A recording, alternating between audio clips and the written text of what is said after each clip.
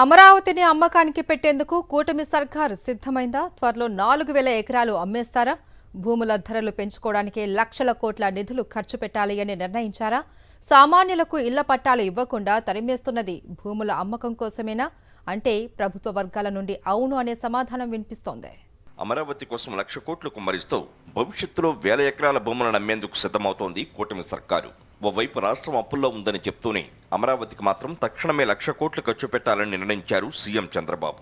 ప్రస్తుతం అక్కడ భూములు అమ్మినా కొనేందుకు ఎవరూ ముందుకొచ్చే పరిస్థితి కనిపించడం లేదు. అందుకే రియల్ ఎస్టేట్ మోడల్ని కూటమి సర్కారు ఎంచుకుంది. అమరావతిలో రైతుల నుంచి సేకరించిన భూములు, ప్రభుత్వ ఆధీనంలో ఉన్న భూములను పలు కేటగిరీలుగా సిఆర్డీఏ విభజించింది. మొత్తం 217 చదరపు కిలోమీటర్ల పరిధిలోని 29 గ్రామాల భూముల్లో అమరావతి నిర్మాణాలను చేపడుతోంది. ఈ నిర్మాణాల కోసం చంద్రబాబు ప్రభుత్వం అప్పులు తెచ్చి 1,00,000 కోట్లు ఖర్చు చేయాలని నిర్ణయించగా అందులో 64,000 కోట్ల పనులను తక్షణమే చేపట్టాలని నిర్ణయించింది. వాస్తవానికి 2014 నుంచి 2019 మధ్యలో ఈ పనుల కోసం 43,000 కోట్లతో టెండర్లు పిలిచారు.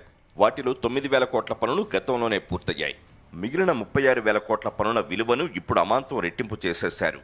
5 ఏళ్లు ఆలస్యమైందన్న కారణం చూపించి దేశంలో ఏ ప్రాజెక్టు పనులు కూడా పెరగనంత రీతిలో అంచనా వ్యయాన్ని రెట్టింపు చేసేశారు. ఇలా 64,000 కోట్ల పనులను ఇప్పుడు చేపట్టాలని నిర్ణయించారు. ఇందులో 48,000 కోట్ల విలువ చేసే 73 పనులకు సిఆర్డీఏ అనుమతి ఇచ్చింది. దానికి కేబినెట్ కూడా ఆమోదించింది. ఈ పనులన్నింటి కోసం ఇప్పుడు ప్రభుత్వం భారీగా అప్పులు తీసుకొస్తోంది. రాజధానిలోని ప్రతి ఇటుక అప్పులు తీసుకొచ్చి నిర్మిస్తోంది. రాష్ట్రంలో వెనుకబడిన రాయలసీమ, ఉత్తరాంధ్ర, ప్రకాశం జిల్లాల్లో అభివృద్ధి పనులన్నింటినీ నిలిపివేసి వీటి కోసం ఖర్చు చేయాల్సిన నిధులను అమరావతికి మళ్లిస్తోంది. ఆ జిల్లాల్లో అభివృద్ధి పనులన్నింటినీ పెండింగ్లో పెట్టేసింది. తీరా అప్పులన్నీ చేసి నిర్మించాకైనా అమరావతి నుంచి ఆదాయం వస్తుందా అంటే ఆ ప్రశ్నకు ప్రభుత్వం దగ్గర సమాధానం లేదు. అమరావతిని అభివృద్ధి చేస్తున్నది భూముల ధరలు పెంచడం కోసమని, రేట్లు పెరిగాక 4,000 ఎకరాలను అమ్మేసి వచ్చిన ఆదాయంతో అప్పులు చెల్లిస్తామని స్వయంగా మంత్రి నారాయణ చెప్పారు. 4,000 ఎకరాల ల్యాండ్ యాక్చువల్గా డెవలప్డ్ ల్యాండ్ అంటే స్క్వేర్ యార్డ్స్లో మిగిలిన ల్యాండ్ ఉంటుంది. ఆ ల్యాండ్ని యాక్చువల్గా మార్కెట్ చేయటం వల్ల, ఆక్షనైజ్ అమ్మటం వల్ల, ఇలా రకరకాల మార్గాల్లో దాని నుంచి వచ్చే ఇన్కమ్తోనే ఈ యొక్క అమరావతి క్యాపిటల్ సిటీ కట్టబోయేది.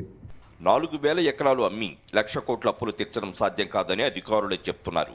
మరోవైపు రాజధానిలో 50,000 మంది గుంటూరు, ఎన్టీఆర్ జిల్లాలకు సంబంధించిన పేదలకు ఇళ్ల పట్టాలను గత ప్రభుత్వం ఇస్తే చంద్రబాబు ప్రభుత్వం వాటిని రద్దు చేసింది. భూములు అమ్మడం కోసమే పేదల ఇళ్ల పట్టాలను క్యాన్సిల్ చేసింది.